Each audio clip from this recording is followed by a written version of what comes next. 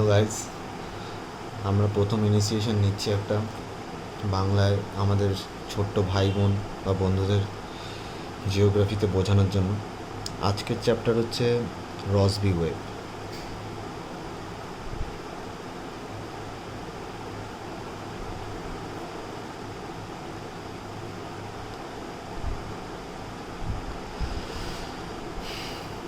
Rossby wave সম্বন্ধে আমরা জানি যে রসবি ওয়েভ কী, কিন্তু তার ব্যাপারে ডিটেলস আলোচনা করার জন্য আমি এই চ্যাপ্টারটাকে ধরেছি।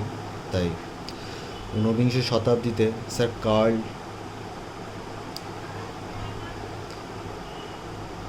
অগাস্ট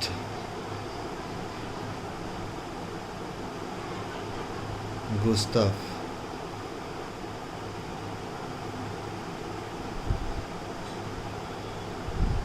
আরভিড রসবি প্রথম প্রবর্তন করেন ঊনবিংশ শতাব্দীতে।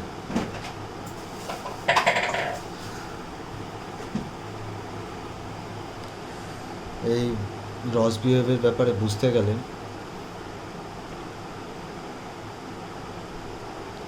ঊনবিংশ শতাব্দীর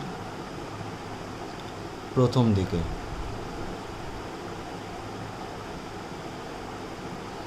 এই রসবি ওয়েভের ব্যাপারে বুঝতে গেলে প্রথমে আপার এয়ার সার্কুলেশন বা আপার এয়ার যে সার্কুলেশন হয় আমাদের মিড ল্যাটিটিউড জোনে, সেই জোনটাকে আমাদেরকে প্রথম করে বিবেচনা করতে হবে। আপার এয়ার সার্কুলেশন মানে হচ্ছে জিও পোটেনশিয়াল হাইটের 300 MBর উপরে যেটা হয় সেটা হচ্ছে আপার এয়ার সার্কুলেশন বলে বিবেচিত হয়। 0 ডিগ্রি,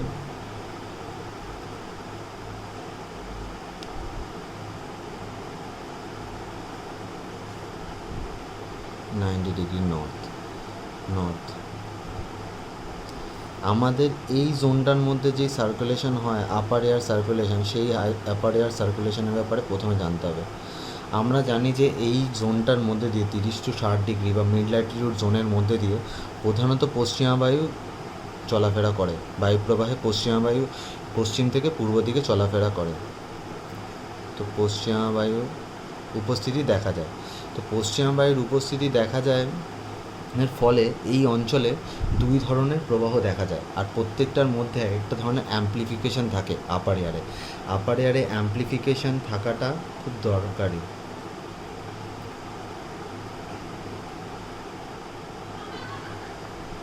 কারণ এই অ্যাম্প্লিফিকেশনের জন্যই রসবি ওয়েভ, জেট স্ট্রিম প্রত্যেকটা ওয়েভের তুলনা হয়। এই অ্যাম্প্লিফিকেশনের উপর নির্ভর করে সাধারণত দুটো প্রধান জোনে ভাগ করা হয় বায়ুকে, প্রধান টাইপসে। একটাকে বলা হয় মেরিডিওনাল ফ্লো, আর আরেকটাকে বলা হয় জোনাল ফ্লো। প্রথমে আমাদেরকে এই দুটোকে আগে জানতে হবে কি এটা। মেরিডিওনাল ফ্লো মানে যখন আমার শুধুমাত্র অক্ষাংশ অনুযায়ী, ধরো এটা 30 ডিগ্রি, 40 ডিগ্রি, 50 ডিগ্রি, এই শুধুমাত্র এই বরাবর প্রবাহিত হবে না, ঠিক আছে? এই বরাবর প্রবাহিত, শুধুমাত্র অক্ষাংশ বরাবর যদি প্রবাহিত হয় তাহলে এটা হয়ে গেল জোনাল ফ্লো, মানে এটা ঋজু প্রকৃতির বা সোজাভাবে পশ্চিম থেকে পূর্ব দিকে হচ্ছে, কোনো রকম তরঙ্গায়িত প্রবাহ হচ্ছে না, কোনো রকম তরঙ্গের সৃষ্টির কোনো সম্ভাবনা নেই। যখন যেটা জিওস্ট্রফিক্যাল কোনো কার্ভেচার হবে না বায়ু প্রবাহের মধ্যে, তখন সেটা হবে জোনাল ফ্লো। কিন্তু যদি তরঙ্গায়িত না হলে পরে মানে হচ্ছে ঋজু প্রকৃতির প্রবাহ। কিন্তু যদি এই জায়গায় শুধুমাত্র অক্ষাংশ ভেদে প্রবাহিত না হয়ে দ্রাঘিমা বরাবরও যদি প্রবাহিত হয়, মানে দ্রাঘিমা বরাবরও যদি প্রবাহিত হয়, তখন তাকে বলা হয় যে মেরিডিওনাল ফ্লো, মানে বক্রকার।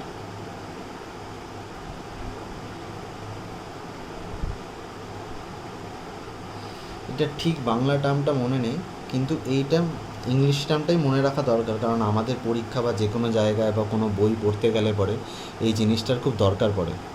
এটার নাম হচ্ছে মেরিডিওনাল ফ্লো। যখন এটা মেরিডিয়ান বরাবর প্রবাহিত হয় তখন সেটা মেরিডিওনাল ফ্লো, আর যখন এটা অ্যাক্সিস বা অক্ষাংশ বা ল্যাটিটিউড বরাবর প্রবাহিত হয়, যার মধ্যে কোনো রকম বক্রাকৃতি বা কোনো রকমের তরঙ্গের সৃষ্টি হয় না, তখন সেটা বলা হচ্ছে জোনাল ফ্লো।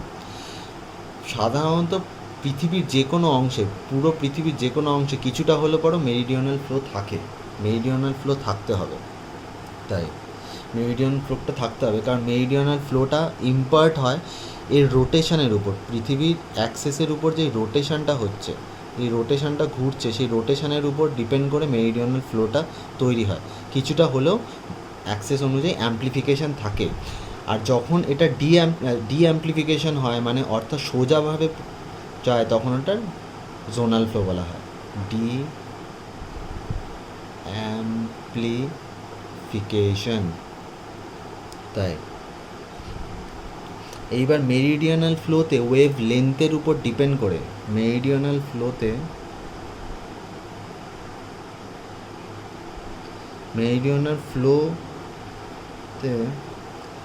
ওয়েভ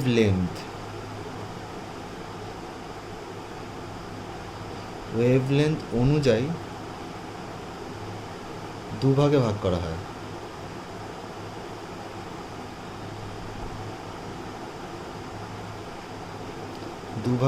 হয়। তাই সেটা হচ্ছে তার ওয়েভ লেন্থটা কীরকম। আমরা ওয়েভ লেন্থ একটা জানতে পারি, এই ধরো একটা ওয়েভ যাচ্ছে, তার এইটাকে বলা হয়, উঁচু ভাগটাকে বলা হয় ক্রিস্ট, আর এটাকে বলা হয় ট্রাফ। ঠিক আছে, এই ক্রিস্টের থেকে এই ক্রিস্টের যে নিকটবর্তী দূরত্ব, মানে একটা ক্রিস্টের সঙ্গে আরেকটা নিকটবর্তী ক্রিস্টের যে দূরত্ব, সেটাকে হচ্ছে ওয়েভ লেন্থ। বা একটা ট্রাফ থেকে আরেকটা ট্রাফের মধ্যে যে নিকটবর্তী দূরত্ব, সেটাকে বলা হয় ওয়েভ লেন্থ। তাই এই ওয়েভ লেন্থ যদি 100 কিলোমিটারের মধ্যে হয়, ঠিক আছে, এটাকে রেখে দিই, উড়ে যাচ্ছে। এই ওয়েভ লেন্থ যদি 100 কিলোমিটারের মতন হয়, 100 কিলোমিটার বা তার বেশি হয়, তাহলে সেটাকে আমরা বলা হয় রসবি ওয়েভ।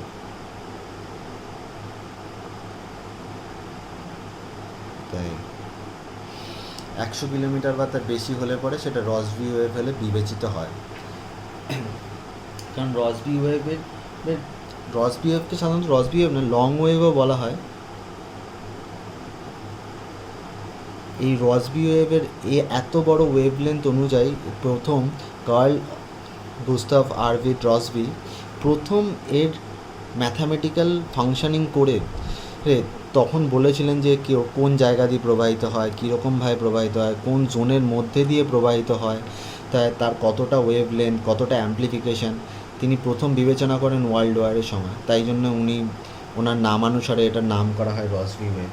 তাই এটা সাধারণত তো পোল বরাবর প্রবাহিত হয়ে থাকে।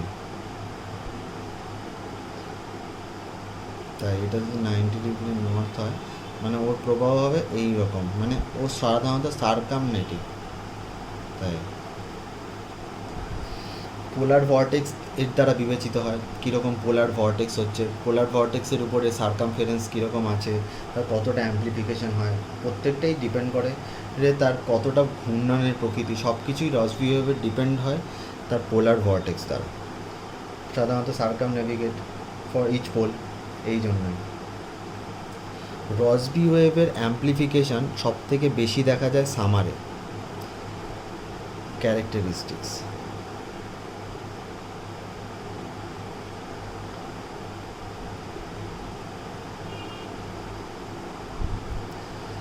সামারে সব থেকে বেশি দেখা যায়। সামারে এই ওয়েভটা প্রায় ছটা ওয়েভে পরিণত হয়।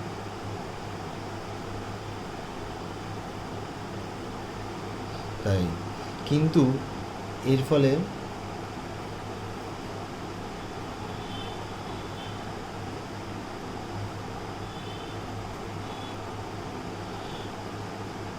প্রধানত 6টা লং ওয়েভে পরিণত হয়। রসবি ওয়েভ সামারে, কিন্তু এর অ্যাম্প্লিফিকেশান সামারে এর অ্যাম্প্লিফিকেশান খুব কম হয়ে যায়, অ্যাম্প্লিফিকেশান ডিক্রিজ হয় বা লো।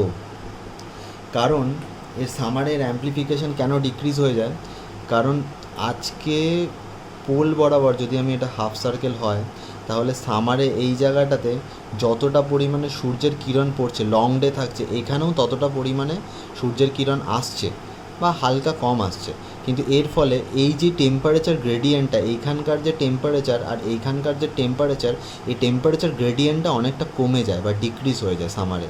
এই জন্য এর অ্যাম্প্লিফিকেশানটা যেটা আছে, এই যে অ্যাম্প্লিফিকেশানটা, এই অ্যাম্প্লিফিকেশানটা অনেকটা স্ট্রেট হয়ে যায় এই কারণে।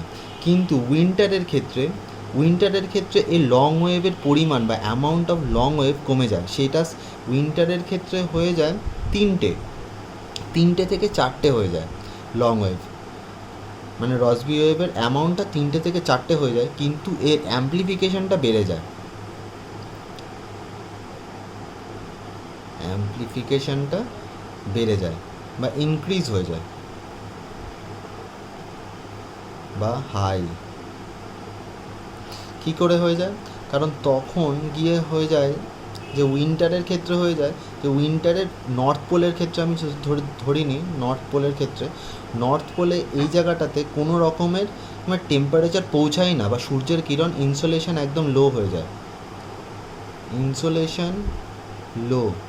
কিন্তু এইখানেই শুধুমাত্র ইনসোলেশনটা পৌঁছায় বলে সূর্যের কিরণে এই টেম্পারেচারটা বৃদ্ধি পায়, কিন্তু এইখানে টেম্পারেচার মাইনাসের থেকে আরও বেশি বেড়ে যায়, আরও কমে যায়, মানে টেম্পারেচার গ্রেডিয়েন্টটা বেড়ে যায়, টেম্পারেচার গ্রেডিয়েন্টটা এতটাই বেড়ে যায়, টেম্পারেচার গ্রেডিয়েন্টটা বেড়ে যায় আর এখানে টেম্পারেচার গ্রেডিয়েন্টটা কমে যায়।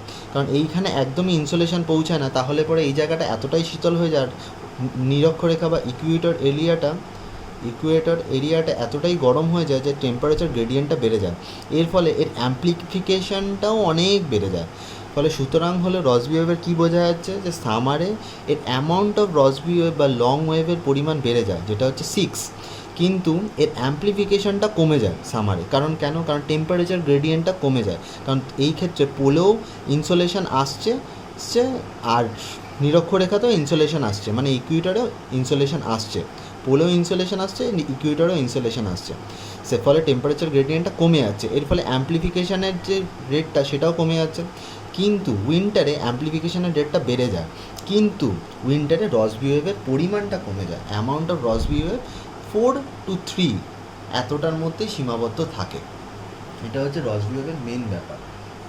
তার কারণ পুরো সিজন ধরে এইখানে দিনটা থাকে নর্থ পোলের এই সাইডটায়, মানে পোলার অঞ্চল বা মেরু অঞ্চলে, এইটা হচ্ছে এক ব্যাপার। আর আরেকটা ব্যাপার হচ্ছে রসবি ওয়েভের আরেকটা মেন বৈশিষ্ট্য বা যার কারণে রসবি ওয়েভ আমাদের তৈরি হয় সাধারণত এনার্জি ইমব্যালেন্সের জন্য। এটা যদি পয়েন্ট এ হয়, বিতে হচ্ছে এনার্জি ব্যালেন্স,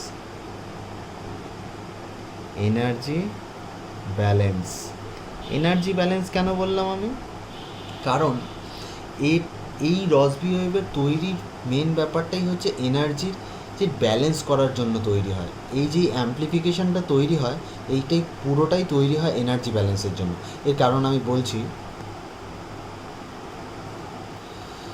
কারণ আগেই আমি বলেছি প্রত্যেকটা ওয়েভের মিড ল্যাটিটিউড সাইক্লোনে বা প্রত্যেকটা ওয়েভের একটা অ্যাম্প্লিফিকেশান থাকে।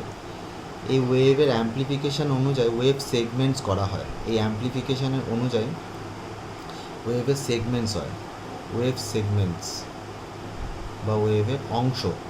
এই ওয়েভ সেগমেন্টসকে সাধারণত দুভাগে ভাগ করা হয়, একটা হচ্ছে রিজ আর একটা হচ্ছে ট্রাফ। রিজ আর ট্রাফকে আগে ভালো করে জানা উচিত, কারণ রিজ আর ট্রাফ না জানলে পরে ওয়েভের সেগমেন্টস কীরকম হবে, কীরকমভাবে এনার্জি ব্যালেন্স হবে সেটা বোঝা যাবে না। তাই সো আমরা এখন রিজ আর ট্রাফের উপরেই কনসেন্ট্রেট করব।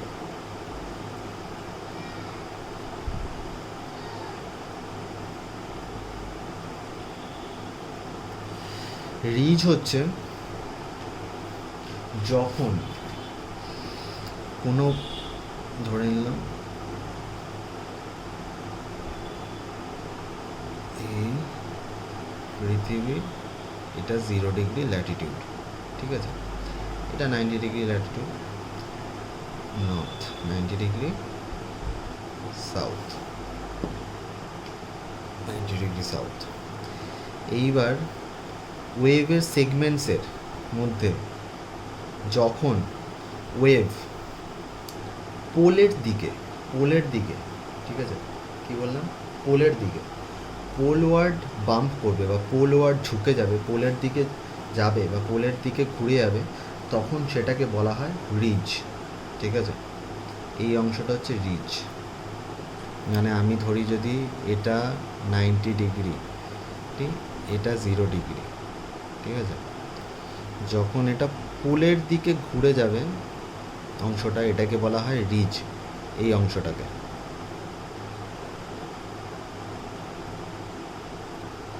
এই অংশটা হচ্ছে রিজ। আর যখন এটা ইকুয়েটরের দিকে ঘুরে যাবে তখন এটাকে বলা হয় ট্রাফ, ঠিক আছে। রিজ হচ্ছে একটা এলংগেটেড লো প্রেশার বেল্ট। ফার্স্ট কথা, এটা একটা পোলওয়ার্ড বাম্প হবে,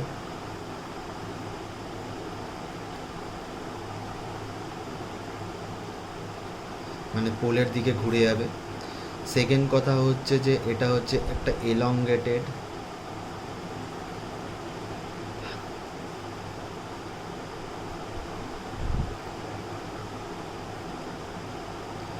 হাই প্রেশার সিস্টেম, কিন্তু এটা সাইক্লোন নয়, অ্যান্টি সাইক্লোন নয়। কারণ কেন? কারণ এই অ্যান্টি সাইক্লোন হলে পরে ওকে এনক্লোজড হতে হবে, এটা কোনো রকমই অ্যান্টি সাইক্লোন নয়। কারণ অ্যান্টি সাইক্লোন হবে সবসময় এনক্লোজ সিস্টেমস, যেখানে আইসোবারগুলো এনক্লোজড হবে, বৃত্তাকার হবে। কিন্তু এটা তো বৃত্তাকার নয়, তো এটা তো পুরো ওপেন, তাই জন্যই এটা কোনো রকমে মানে অ্যান্টি সাইক্লোন নয়, এটা একটা এলংগেটেড হাই প্রেশার সিস্টেমস। তাই জন্যই ট্রাফ, সাধারণত এই ট্রাফটা অ্যান্টিসাইক্লোনের জন্য অনুরূপ হবে। যখন ওটা বিচ্ছিন্ন হয়ে যাবে তখন এটা অ্যান্টিসাইক্লোন হিসেবে পরিণত হবে, কিন্তু এখন এটা অ্যান্টিসাইক্লোন নয়, এলংগেটেড হাই প্রেশার সিস্টেমস।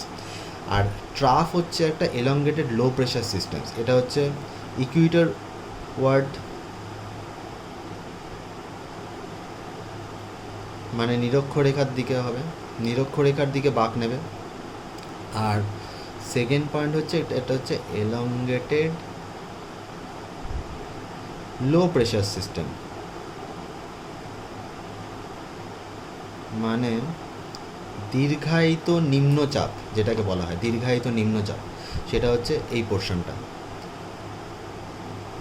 কিন্তু এটাও কিন্তু এক কথায় বলতে গেলে কোনো মতেই কিন্তু সাইক্লোনিক ফর্মেশন নয়, কারণ সাইক্লোনিক ফর্মেশন হলে পরে সেই এনক্লোজড হতে হবে, এইগুলো হচ্ছে কোনো এনক্লোজড নয়। এনক্লোজড হলে পরেই সেটা সাইক্লোন হবে, তাই। কিন্তু এটা low pressure system. So ridge আর ট্রাফের ব্যাপারটা একই হলো, কিন্তু রিজ আর ট্রাফের মধ্যে একটা ইন্টারেস্টিং ব্যাপার হলো, সেটা হচ্ছে যে ট্রাফ আর রিজ দুটো পুরোপুরি দুটো হেমিস্ফিয়ারে আর একদম ভাইস ভার্সা, মানে একদম অপোজিট বলতে গেলে বোঝায় কীরকম বলো তো, মানে আমি বলতে চাইছি, আমি একটা জায়গায় এখান থেকে 0 ডিগ্রি আঁকলাম, এটা হচ্ছে তার 90 ডিগ্রি, আমি এটা 90 ডিগ্রিটাকে ল্যাটিটিউড করে দিলাম, যেহেতু 80 ডিগ্রি, ধরো 60 ডিগ্রি, ঠিক আছে। এইটা 60 ডিগ্রি, 90 ডিগ্রি। এইবার ইন্টারেস্টিং ব্যাপারটা কি, আমি কেন এটাকে ভাইস ভার্সা বললাম বা কেন এটা অপোজিট হবে। যখন নর্দার্ন হেমিস্ফিয়ার সাউদার্ন হেমিস্ফিয়ার, এই জায়গাটা উষ্ণ মানে ওয়ার্ম, আর এই জায়গাটা শীতল কোল্ড, ঠিক আছে। নর্দার্ন হেমিস্ফিয়ারে যখন নর্থের দিকে ওয়েভটা বাঁক নেবে, নর্থের দিকে, ঠিক আছে, তখন এটা হবে ট্রাফ। আমি সেম ওয়েভটা আঁকলাম এখানে, ঠিক আছে। যখন নর্দার্ন হেমিস্ফিয়ারে নর্থের দিকে বাঁক নেয় তখন এটা হয় ট্রাফ, কিন্তু যখন সাউদার্ন হেমিস্ফিয়ারে নর্থের দিকে বাঁক নেয় তখন এটা হয়ে যায় রিজ। ঠিক আছে, এটা হচ্ছে ভাইস ভার্সা। যখন সাউদার্ন হেমিস্ফিয়ারে ইকুয়েটর ওয়ার্ডস বা নর্থের দিকে বাঁক নেয় তখন এটা হয়ে যায় ট্রাফ। আমি এটা উল্টো বললাম ঠিক। যখন নর্দার্ন হেমিস্ফিয়ারে সাউথের দিকে বাঁক নেয় তখন এটা হচ্ছে trough, low pressure system, low pressure system. আর যখন এটা সাউদার্ন হেমিস্ফিয়ারে সাউথের দিকে বাঁক নেয় তখন এটা হচ্ছে ridge, high pressure system, elongated high pressure system. কিন্তু যখন সাউদার্ন হেমিস্ফিয়ারে নর্থের দিকে বাঁক নেয় তখন এটা হচ্ছে লো প্রেশার সিস্টেম, কারণ এই দিকটা লো উষ্ণ আর এই দিকটা শীতল, লো প্রেশার সিস্টেম। কিন্তু নর্দার্ন হেমিস্ফিয়ারে যখন নর্থের দিকে বাঁক নেয় তখন ওটা হচ্ছে হাই প্রেশার সিস্টেম। এর কারণ শুধুমাত্র একটাই, কারণ এই জায়গাটাতে 90 ডিগ্রি নর্থ সাউথের দিকে বাঁক নিলে পরে, আমি বলেছি পোল ওয়ার্ড বাঁক নিলে পরে সেটা রিজ, আর যদি ওটা ইকুয়েটর ওয়ার্ড বাঁক নেয় তাহলে পরেই ট্রাফ। এইটাই হচ্ছে ব্যাপার। এই কারণের জন্যই রিজ আর ট্রাফের মধ্যে দুটো হেমিস্ফিয়ারে দুটো রকমভাবে পরিচালিত হয়। এই ক্ষেত্রে কি হয়, যখন নর্দার্ন হেমিস্ফিয়ারে ট্রাফের দিকে বাঁক নেয় বা নর্থের দিকে বাঁক নেয় তখন হয় কি, এই প্রসারটা হচ্ছে যে উচ্চচাপটা আছে বা এখানে যে হাই প্রেশার সিস্টেমটা ক্রিয়েট হয়েছে, এই হাই প্রেশার সিস্টেমটা তখন ইকুয়েটর ওয়ার্ড চলে আসে। দীর্ঘায়িত মানে হচ্ছে ইকুয়েটর ওয়ার্ডের দিকে ওর প্রসারণ ঘটে। হাই প্রেশার সিস্টেমসের ইকুয়েটর ওয়ার্ড, এটা যেহেতু 0 ডিগ্রি, ইকুয়েটর ওয়ার্ডের দিকে প্রসারণ ঘটে। কিন্তু যখন সাউদার্ন হেমিস্ফিয়ারে যখন পোলের দিকে বা সাউথ পোলের দিকে বাঁক নেয় তখন ওর কী হয়, লো প্রেশার সিস্টেমসের এলংগেশন ঘটে, মানে হচ্ছে নিম্নচাপের দীর্ঘায়ন ঘটে, নিম্নচাপের প্রসারণ ঘটে পোলের দিকে। এই জায়গাটাতে এই কনসেপ্টটা খুব ভালো করে মনে রাখা উচিত, কারণ এই কনসেপ্টের উপর ডিপেন্ড করেই পরবর্তী রসবি ওয়েভের অ্যাম্প্লিফিকেশনস বা সব কিছু ডিপেন্ড করে। তাহলে আমরা আরেকবার বলি, পোলের দিকে বাঁক নিলে পরে ফার্স্ট পয়েন্টগুলো আমরা পরপর লিখে দিই, ঠিক আছে, পুরো ব্যাপার।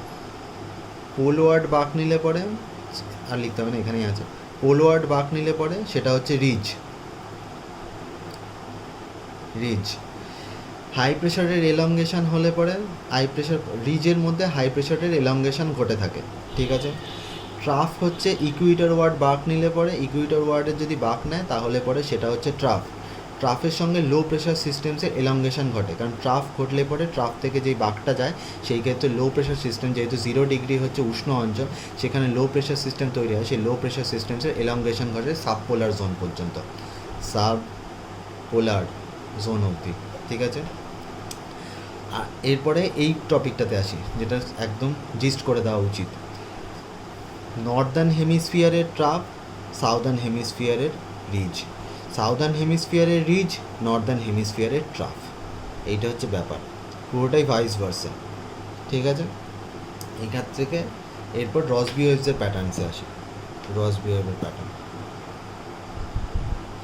আমরা আগেই বলেছিলাম, আগের চ্যাপ্টারে আমরা লিখেছিলাম যে এনার্জি ব্যালেন্স, এনার্জি ব্যালেন্স কী করে ঘটে বা এনার্জি ব্যালেন্স কী করে রসবি ওয়েভের মেইন ক্যারেক্টার বা মেইন ইম্পর্টেন্ট ক্যারেক্টারিস্টিক্সের মধ্যে একটা এনার্জি ব্যালেন্স হয়। সেই জন্যই আমরা এতদূর রিজ আর ট্রাফের ব্যাপারটা দেখলাম। এনার্জি ব্যালেন্স মানে হচ্ছে, যদি রসবি ওয়েভ তৈরি না হতো পৃথিবীর উপরে বা মিড ল্যাটিটিউড সাইক্লোনে যদি রসবি ওয়েভ তৈরি না হতো তাহলে পরে কী হতো, তো যে পোল ওয়ার্ড, পোলের কোল্ড সিজনটা বা ঠান্ডাটা আরও ইনক্রিজ হতো, আর ইকুয়েটরের ওয়ার্ম বা ওটারও ইনক্রিজ হতো। তা দুটোর ইনক্রিজের ফলে যদি গরম, ইকুয়েটরে গরম বাড়তে থাকে আর পোলে যদি ঠান্ডা বাড়তে থাকে তাহলে পরে দুটো জায়গায় মানুষের জন্য উপযুক্ত আর হতো না। কোনো জায়গাতে এই দুটো জায়গাতে ছেড়ে শুধুমাত্র মিড ল্যাটিটিউড জায়গাতেই শুধুমাত্র মানুষের বসবাস উপযোগী ছিল।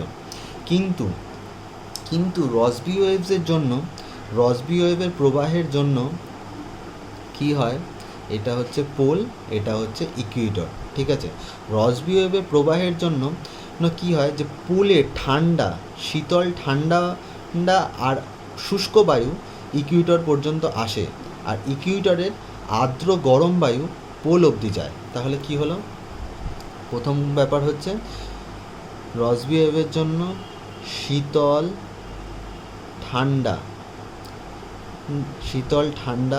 বা ঠান্ডা ও শুষ্ক বায়ু নিরক্ষীয় অঞ্চল অবধি পৌঁছায়, অঞ্চলে প্রবাহিত হয়। আর নিরক্ষীয়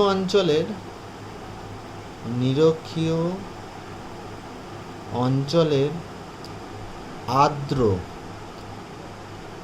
ও উষ্ণবায়ু পোলওয়ার্ড ড্রিফট করে। পোলওয়ার্ড ড্রিফট, এটা ইংরেজিতে লিখলাম, মানে হচ্ছে মেরু অঞ্চলের দিকে প্রবাহিত হয়, পোলওয়ার্ড ড্রিফট করে। তাই এর ফলে কি হয়, এনার্জির যে ব্যালেন্স, এটা অতিরিক্ত মাইনাস বা এটা অতিরিক্ত প্লাস হয় না। এর ফলে কি হয়, উষ্ণ বায়ু যেহেতু পোলওয়ার্ড ড্রিফট করে, তাহলে পরে অতিরিক্ত ঠান্ডার হাত থেকে বাঁচা যায়। অতিরিক্ত ঠান্ডার হাত থেকে ওই ঠান্ডার যে তীব্রতা ওটা থেকে কমিয়ে আনে, ঠান্ডার তীব্রতাটাকে কমিয়ে আনে। আর এখানে গরমের যে উষ্ণতা, উষ্ণপ্রবণ অঞ্চলগুলোকে সেখানে ঠান্ডার একটুখানি বায়ু আসার ফলে সেই জায়গাটাতে একটা ইকুইলিব্রিয়াম তৈরি করে। ফলে দুটোই একটা ব্যালেন্স রূপ পায়, আর ব্যালেন্স রূপের জন্য মানুষ বসবাসের জন্য একটুখানি উপযোগী হয়ে ওঠে। যদি রসবি ওয়েভ না থাকতো তাহলে পরে শীতল অঞ্চল অতিরিক্ত শীতল হয়ে যেত, মানে মেরু অঞ্চল অতিরিক্ত শীতল হয়ে যেত, আর ইকুয়েটর অঞ্চল অতিরিক্ত ঠান্ডা গরম হয়ে যেত। টেম্পারেচার হাই হয়ে যেত, আর এখানে টেম্পারেচার লো হয়ে যেত, টেম্পারেচার অতিরিক্ত লো হয়ে যেত, এক্সেসিভ লো হয়ে যেত। এইটা হচ্ছে রসবি ওয়েভের মেন ক্যারেক্টারিস্টিক্স বা মেন ইম্পর্টেন্স। রসবি ওয়েভ যদি না থাকতো তাহলে পরে এই অবস্থাটা তৈরি হতো। তাই রসবি ওয়েভের জন্য পুরো সিস্টেমটার মানে পুরো আমাদের আর্থ সিস্টেমের মধ্যে টেম্পারেচারের যেই ব্যাপার থাকে, টেম্পারেচার না ঠিক, ওটা প্রনাউন্সিয়েশন টেম্পারেচারটার পুরোটা ইকুইলিব্রিয়াম অবস্থায় থাকে, কোনোটাই এক্সেসিভ হাই বা কোনোটা এক্সেসিভ লো হয় না টেম্পারেচারে। এই হচ্ছে রসবি ওয়েভের মেন ইম্পর্টেন্স। এইবার রসবি ওয়েভ কী করে তৈরি হয়, মানে রসবি ওয়েভের তৈরি হওয়ার প্রসেস কী, রসবি ওয়েভ কীরকমভাবে তৈরি হয় সেটাই জানবো। তার আগে রসবি ওয়েভের পুরো প্রসেস জানার আগে ভর্টিসিটিটা হচ্ছে মেন ব্যাপার। ভর্টিসিটির জন্যই রসবি ওয়েভের তৈরি হয়। ভর্টিসিটির ব্যাপারে আমাদের জানতে হবে। ভর্টিসিটি, কারণ রসবি ওয়েভের যে অ্যাম্প্লিফিকেশান বা রসবি ওয়েভের যে কীরকম কৌণিক দূরত্ব কটা হয়, পুরোটাই ভর্টিসিটির উপর হয়। ভর্টিসিটির উপর ডিপেন্ড করে রসবি ওয়েভের তৈরি হয়। ভর্টিসিটিকে সাধারণত দুটো ভাগে ভাগ করা যায়, একটা হচ্ছে প্ল্যানেটারি ভর্টিসিটি, আর একটাকে বলা হয় রিলেটিভ ভর্টিসিটি। প্ল্যানেটারি ভর্টিসিটি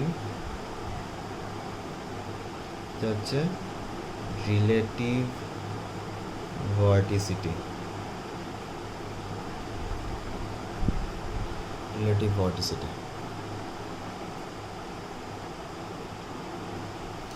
প্ল্যানেটারি ভর্টিসিটি বা রিলেটিভ ভর্টিসিটির ব্যাপারে প্রথমে আসি রিলেটিভ ভর্টিসিটি।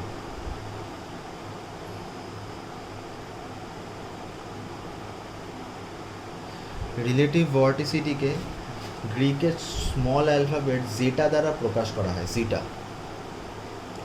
অ্যালফাবেটটা হচ্ছে অনেকটা এরকমভাবে, তাই জেটা দ্বারা প্রকাশ করা হয়। রিলেটিভ ভর্টিসিটি মানে হচ্ছে যদি কোনো একটা বস্তু আর্থের উপর বা কোথাও একটা বস্তু যদি ঠিক নিজে স্পিন করে বা নিজের স্পিনিং এবিলিটি থাকে, তাহলে পরে তার মধ্যে রিলেটিভ ভর্টিসিটি আছে, এটা মানতে হবে। যদি আমি এই পেনটাকে দুটো আঙুলের মধ্যে রেখে এরকমভাবে ঘোরাই, তাহলে পরে কি আমি এই পেনটার মধ্যে রিলেটিভ ভর্টিসিটি ইম্পার্ট করছি বা জেনারেট করছি।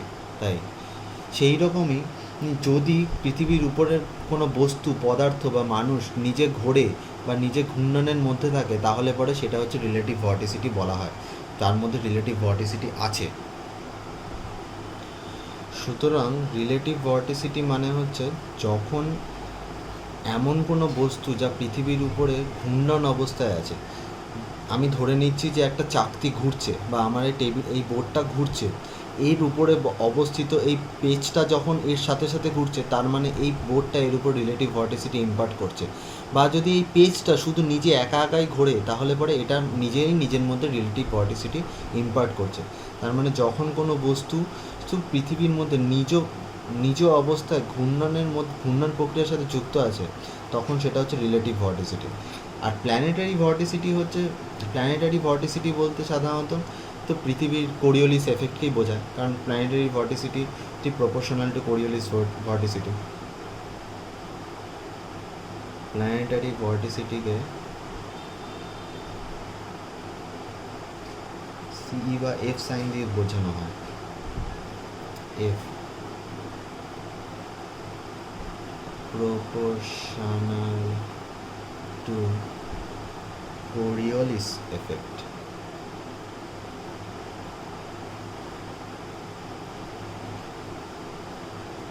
কোরিওলিস এফেক্ট কি? কোরিওলিস এফেক্টের মান কি? সিইর মান কি? সিইর মান হচ্ছে 2 ω sin phi p, that is ওমেগার কথাটার অর্থ হচ্ছে অ্যাঙ্গুলার মোমেন্টাম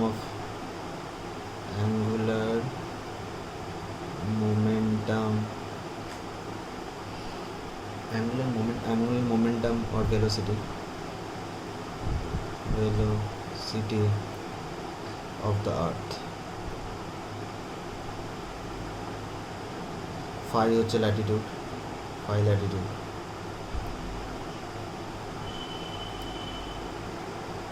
v হচ্ছে প্যারামিটার ভেলোসিটি, এই হচ্ছে রিলেটিভ ভর্টিসিটি। রিলেটিভ ভর্টিসিটি আর planetary vorticity plus relative vorticity equal to absolute ভর্টিসিটি।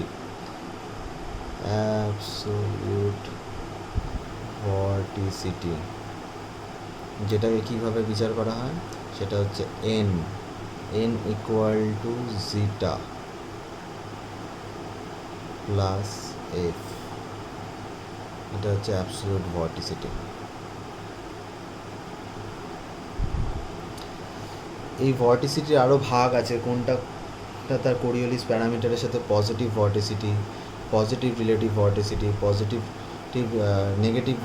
Negative relative vorticity, তার সঙ্গে হচ্ছে তার প্ল্যানিং শেয়ারে কোথার থেকে উইন্ড শেয়ারে পজিটিভ আছে, জোনাল ফ্লোতে ইকুইলিব্রিয়াম আছে, ওটা পরের লেসনে শেষ করবো আমরা।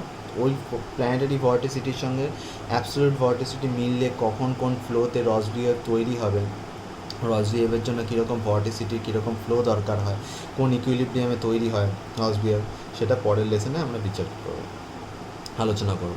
Thank you.